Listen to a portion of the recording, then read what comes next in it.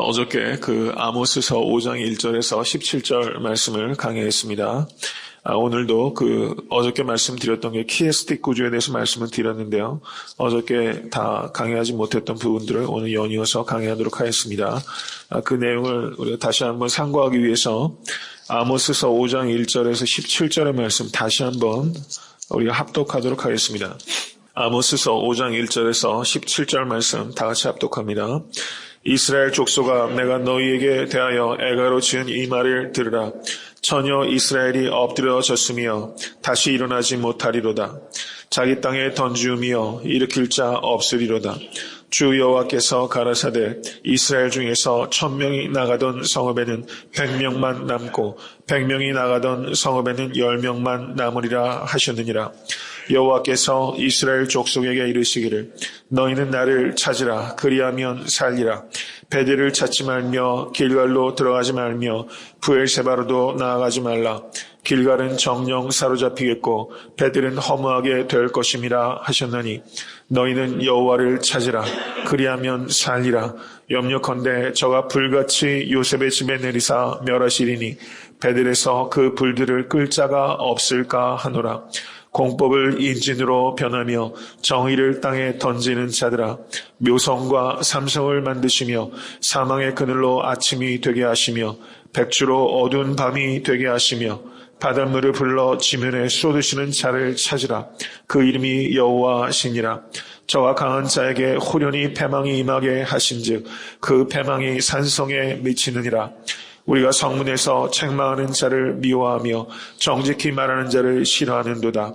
너희가 가난한 자를 밟고 저에게서 미래 부당한 세를 취하였은즉 너희가 비록 다듬은 돌로 집을 건축하였으나 거기 거하지 못할 것이요 아름다운 포도원을 심었으나 그 포도주를 마시지 못하리라. 너희의 허물이 많고 죄악이 중함을 내가 아노라. 너희는 의인을 학대하며 뇌물을 받고 성문에서 궁핍한 자를 억울하게 하는 자로다.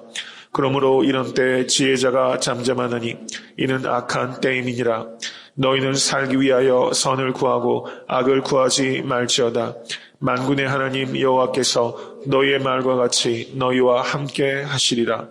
너희는 악을 미워하고 선을 사랑하며 성문에서 공의를 세울지어다. 만군의 하나님 여호와께서 혹시 요셉의 남은 자를 긍휼히 여기시리라. 그러므로 주 만군의 하나님 여호와께서 말씀하시기를 사람이 모든 광장에서 울겠고 모든 거리에서 오호라 오호라 하겠으며 농부를 불러다가 애곡하게 하며 울음꾼을 불러다가 울게 할 것이며 모든 포도원에서도 울리니 이는 내가 너희 가운데로 지나갈 것임이니라. 이는 여호와의 말씀이니라. 아멘. 하나님의 말씀입니다.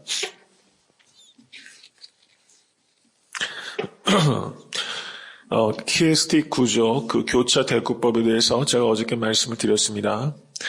A와 A-, B와 B-, C와 C-가 서로 이렇게 교차적으로 대꾸를 이룰 때 그 핵심적인 강조점은 그 성경의 본문의 한가운데 온다라는 말씀을 드렸고요. 어제 그래서 대꾸가 되는 내용을 그 말씀을 드렸습니다. 오늘은 5장 4절에서 6절의 말씀, 그리고 5장 14절에서 15절의 말씀, 이 두 부분이 서로 교차 대꾸를 이루기 때문에 이 부분을 말씀을 드리고, 그리고 가장 핵심적인 내용이 5장 8절에서 9절에 오게 됩니다. 이 본문들에 대해서 강의하도록 하겠습니다. 5장 4절의 말씀을 보시기 바랍니다. 여호와께서 이스라엘 족속에게 이르시기를 너희는 나를 찾으라. 그리하면 살리라 라고 말씀하셨습니다. 믿으십니까? 여기에 살 길이 있는 것입니다. 너희는 여호와를 찾으라. 그리하면 살리라. 근데 이스라엘 백성들이 하나님을 찾지 않았습니다. 그들은 어저께 말씀드린 대로 오전의 말씀, 베델을 찾지 말며 길갈로 들어가지 말며 브엘세바로 나아가지 말라. 길갈은 정령 사로잡히겠고 베델은 허무하게 될 것임이라 하셨나니 라고 말씀하시면서 베델과 길갈과 브엘세바는 이스라엘의 세 군데 성지예요. 그 성지를 그저 몸만 가는 것은 아무 의미가 없다. 이렇게 말씀하신 거예요. 성지에 간다고 하나님을 찾는 것과 같은 것은 아니다. 그렇게 말씀했어요. 마음이 하나님께로 가까이 가야 된다. 하나님께서 그것을 말씀하신 것입니다. 이것을 좀 다르게 표현하자면 속사람이 변화되는 삶의 모습이 없는 형식적인 종교는 아무 의미가 없는 것이다. 이렇게 말씀하신 거예요. 옛사람을 벗어버리고 새사람을 입으시는 성도 되실 수 있게 주님을 간절히 축원합니다. 고린도후서 5장 17절은 뭐라고 말씀합니까? 그런즉 누구든지 그리스도 안에 있으면 새로운 피조물이라. 믿으십니까? 누구든지 그리스도 안에 있으면 새로운 피조물이라. 예외가 없다는 거예요. 우리가 중생했다는 것은 완전한 변화가 시작되었다는 것을 의미하는 거예요. 하늘로부터 태어난 것입니다.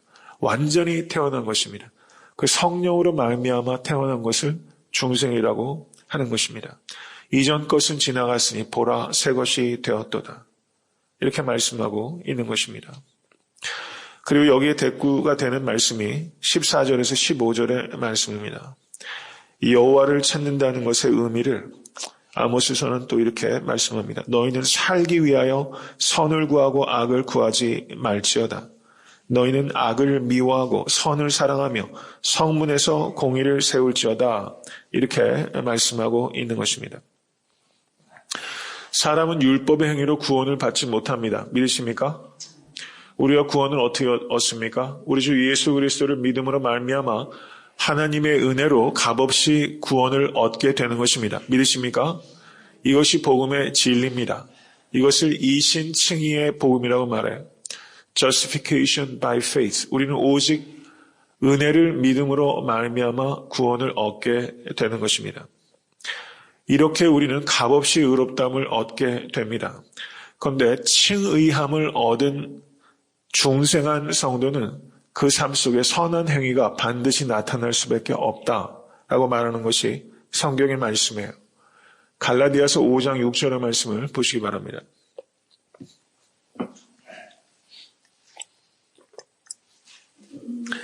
갈라디아서 5장 6절의 말씀. 제가 이 부분은 굉장히 강조를 많이 해왔습니다. 반드시 기억하시기 바랍니다. 갈라디아서 5장 6절의 말씀 다 같이 합독하겠습니다. 그리스도 예수 안에서는 할례나 무할례가 효력이 없되 사랑으로서 역사하는 믿음뿐이니라. 아멘. 믿으십니까? 이 갈라디아 교회의 문제는 할례를 받아야 된다라는 거였어요. 이것을 다른 의미로 말한다면 여러분 세례 받으면 구원을 얻습니까? 세례 받는다고 구원을 얻는 게 아니에요. 믿음이 있어야 구원을 얻는 것입니다. 믿음이 정말 죽었다가 다시 살아나는 것을 세례가 상징적으로 표현하는 것입니다. 할례나 무할례가 종교적인 어떤 의식 자체가 우리를 구원하는 게 아니에요. 믿음이 있어야지만 할례나 무할례나 그것이 의미를 갖게 되는 것이 그것 자체가 의미를 갖는 것은 아닙니다. 우리가 여한 경건한 종교적 행위라 할지라도 그 행위 자체가 우리를 구원하는 게 아니에요. 우리의 믿음이 우리를 구원하는 것입니다. 믿으십니까? 여기에서 할례나 무할례가 효력이 없되 사랑으로서 역사하는 믿음. 이 말을 따라 하십시오. 사랑으로서 역사하는 믿음. 사랑으로서 역사하는 믿음이라고 사도 바울께서 말씀하셨어요. 이 믿음을 통해서 우리는 구원을 얻게 되는 것입니다. 여기서 사랑으로 역사하는 믿음이란 그 NIV 번역은 이렇게 번역했는데요. 이 번역이 아주 잘된 번역입니다. Faith expressing itself through love 이렇게 표현했어요. Faith expressing 믿음은 어떤 믿음이 의미를 갖는 믿음인가? Faith, 그 믿음은 expressing itself through love. 사랑을 통하여 express, 표현되는 믿음. 사랑을 통하여 표현되는 믿음. 이 뜻이에요. 사랑으로서 역사하는 믿음이란 사랑으로 표현되는 믿음이에요. 이것은 믿음은 반드시 사랑으로 표현된다는 뜻입니다. 믿으십니까? 믿음은 하나님을 사랑하는 것과 이웃을 사랑하는 것으로 표현되는 거예요. 사람의 행위가 사람을 구원하게 하는 것이 아닙니다. 그렇지만 믿음으로써 은혜를 믿음으로써 우리가 구원을 받는데 그 믿음이 구원받을 만한 믿음인지 아닌지 어떻게 알 수 있느냐? 사랑으로서 표현되는 믿음은 구원받을 만한 믿음이라는 거예요. 믿으십니까? 하나님을 사랑하고 이웃을 사랑하는 것으로 그 믿음은 반드시 표현되는 것이다. 이것을 조금 어렵게 이야기를 하면 따라하십시오. 믿음의 존재 양식은 사랑입니다. 믿음은 사랑으로 존재하는 거예요. 사랑으로 표현되지 않는 참된 믿음은 없다는 것입니다. 사랑으로 표현되지 않는 믿음은 거짓 믿음이에요. 성경은 그것을 우리에게 말씀하고 있다는 것입니다. 마태복음 7장 15절에서 23절을 보시면 예수님께서 이렇게 가르치십니다. 마태복음 7장 15절에서 23절 제가 읽습니다. 거짓 선지자들을 삼가라. 양의 옷을 입고 너희에게 나오나 속에는 노략질하는 일이라. 그의 열매로 그들을 알지니 가시나무에서 포도를 또는 엉겅퀴에서 무화과를 따겠느냐. 이와 같이 좋은 나무마다 아름다운 열매를 맺고 못된 나무가 나쁜 열매를 맺느니 좋은 나무가 나쁜 열매를 맺을 수 없고 못된 나무가 아름다운 열매를 맺을 수 없느니라. 아름다운 열매를 맺지 아니하는 나무마다 찍혀 불에 던지우니라. 이러므로 그의 열매로 그들을 알지라. 나더러 주여 주여 하는 자마다 천국에 다 들어갈 것이 아니요 다만 하늘에 계신 내 아버지의 뜻대로 행하는 자라야 들어가리라. 그날에 많은 사람이 나더러 이르되 주여 주여 우리가 주의 이름으로 선지자 노릇하며 주의 이름으로 귀신을 쫓아내며 주의 이름으로 많은 권능을 행치 아니하였나이까 하리니 그때 내가 저희에게 밝히 말하되 내가 너희를 도무지 알지 못하니 불법을 행하는 자들아 내게서 떠나가라 하리라. 아멘. 여러분 이 말씀은 굉장히 엄하고 무서운 경고의 말씀입니다. 그 열매로 그들을 알리라 라고 말씀하셨어요. 나무와 열매를 나무는 믿음이라고 말할 수 있다면 열매는 사랑이라고 말할 수 있는 거예요. 그 믿음을 어떻게 알 수 있느냐? 그 사랑으로 알 수 있다는 것입니다. 여러분 사랑하는 것이 쉬운 일이 아니죠. 제일 어려운 일입니다. 우리의 사랑은 완전한 사랑은 아니에요. 그렇지만 예수님께서 내가 너희를 사랑할 같이 너희도 서로 사랑하라 이렇게 말씀하셨습니다. 여러분 성도들을 사랑하실 수 있기를 간절히 바랍니다. 성도들을 보실 때 여러분 그렇게 생각하셔야 돼요. 그리스도께서 대신 죽으신 형제라 이렇게 생각하셔야 돼요. 그 사랑이 온전하지 못하더라도 사랑하려고 씨름하시고 기도하시고 더 많이 사랑하시기 위해서 힘쓰실 수 있게 간절히 바랍니다. 우리의 믿음은 반드시 그렇게 나타나는 거예요. 성도들에 대한 사랑이 없으면 교회 밖에 믿지 않는 사람들에 대한 사랑을 나타낼 수가 없어요. 여러분 평균적으로 보면 교회 안에 있는 지체들과 세상 사람들과 이렇게 비교해보면 이 교회에는 어떻습니까? 우리가 늘 많이 말씀하지만 아둘람 굴에 모인 다윗을 찾아서 모인 400명과 같은 사람이에요. 억울한 일 당하고 빚진 일 당하고 그 세상에서 남나하고 비천한 사람들이 교회에 많이 몰려오는 것입니다.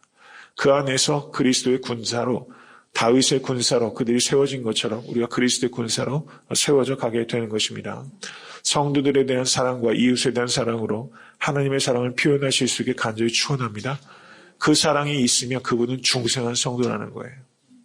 그렇게 성경은 말씀하고 있다는 것입니다. 여기에서 아모스가 말씀하는 바는 이제 14절과 15절 말씀을 보십시오. 악을 구하지 말지어다 라는 것을 그 다음엔 좀 더 적극적으로 말해 악을 미워하라 라고 말합니다. 여러분 악을 혐오하실 수 있게 되기를 주님으로 간절히 축원합니다. 악을 혐오하고 선을 사랑하고 선을 행해야 되는 것입니다.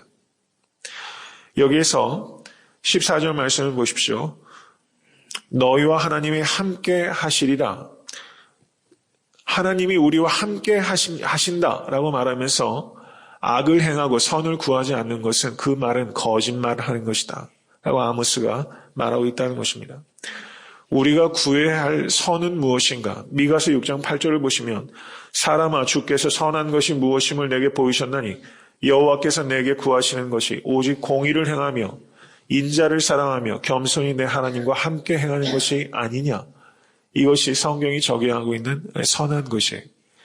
인자를 사랑하며 라고 했을 때 그 인자를 사랑한다는 뜻은 to love mercy, 긍휼을 사랑하는 거예요. 긍휼을 사랑하는 것. 공의를 행하며 긍휼을 사랑하며 하나님과 같이 겸손하게 행하는 것이 선을 행하는 것이다. 이렇게 말했어요. 여러분 긍휼히 행하실 수 있기를 간절히 바랍니다. 긍휼히 행하는 자를 하나님께서 긍휼히 여기신다고 말씀하셨어요. 그 뒤에 5장 8절에서 9절의 말씀 다시 한번 읽겠습니다. 묘성과 삼성을 만드시며 사망의 그늘로 아침이 되게 하시며 백주로 어두운 밤이 되게 하시며 바닷물을 불러 지면에 쏟으시는 자를 찾으라. 그 이름이 여호와시니라. 저와 강한 자에게 호련히 패망이 임하게 하신즉 그 패망이 산성에 미치느니라. 믿으십니까? 묘성과 삼성을 만드셨다는 것은 하나님께서 별을 지으셨다는 거예요.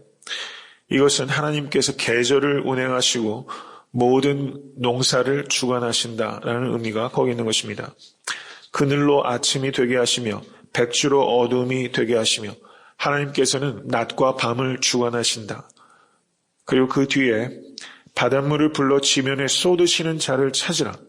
이 말씀은 하나님께서 모든 생명에게 물을 공급하시고 경우에 따라서는 홍수로 모든 것들을 쓸어버리시기도 하시는 심판의 하나님이시다 라는 것을 여기에서 말씀하고 있는 거예요. 그 하나님을 찾으라 라고 말하고 있는 것입니다. 그 이름이 여호와시니라. 여러분, 성호를 찬양하시는 성도 되실 수 있기를 간절히 축원합니다. 그리스도인들에게 가장 중요한 두 가지 사역이 있어요. 교회에 여러 가지 사역들이 있지만 가장 중요한 두 가지 사역이 있어요. 하나는 예배예요. 하나는 전도입니다. 예배는 성호를 찬양하는 거예요. 전도는 성호를 증거하는 것입니다. 성호를 찬양하고 성호를 증거하는 것이에요. 여호와의 이름을 찬양하시고 증거하신 성도 되실 수 있기를 간절히 바랍니다. 그를 찾으라. 그 이름이 여호와시니라. 그리고 그 뒤에 9절 말씀 보십시오. 저와 강한 자에게 호련히 패망이 임하게 하신즉 그 패망이 산성에 미치느니라. 여러분, 아모스가 예언했을 당시에 북이스라엘은 경제적으로 군사적으로 최고의 절정을 달릴 때였어요. 이 당시에 그 고고학에 따르면 이스라엘의 성들이 이렇게 발견이 되는데 그 성들의 건축 기법이 매우 공고한 성을 지었다고 그래요. 경우에 따라서는 선을 외벽과 내벽을 쌓기도 했었고 성의 한 부분은 돌출하고 한 부분은 뒤로 나오면서 성을 지키는 것을 공성한다고 하지 않습니까? 공성하는데 매우 유리하게 할 수 있도록 그 기법이 매우 정교했다고 그래요. 그래서 이스라엘 백성들이 믿었던 것은 군사력과 경제력입니다. 그런데 하나님께서 말씀하시는 거예요. 군사력과 경제력이 너를 지키는 것이 아니다. 하나님께서 그 산성을 쓰러뜨려 버릴 것이다. 이렇게 말씀하셨어요. 우리를 지키는 것은 오직 여호와 하나님 한 분이십니다. 믿으십니까? 여러분, 그것을 믿으세요.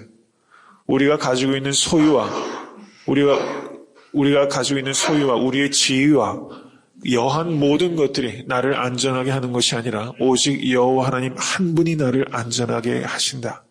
여러분, 그러면 담대할 수 있고 그럼 겸손할 수 있어요. 믿으십니까? 그래서 그리스도인들은 이 담대함과 겸손함, 이 두 가지가 항상 함께 있는 거예요. 담대한데 겸손하지 못하고 겸손한데 담대하지 못하다. 이런 그리스도인은 있을 수 없어요. 성숙한 그리스도인은 항상 담대하고 항상 겸손합니다. 믿으십니까? 하나님만을 의지하기 때문에 담대한 것이고 하나님만을 의지하기 때문에 겸손한 거예요. 심령이 가난한 자는 복이 있나니 천국이 저희 것이며 모쪼록 심령이 가난하고 담대한 성도 되실 수 있게 되기를 주님의 이름으로 간절히 축원합니다.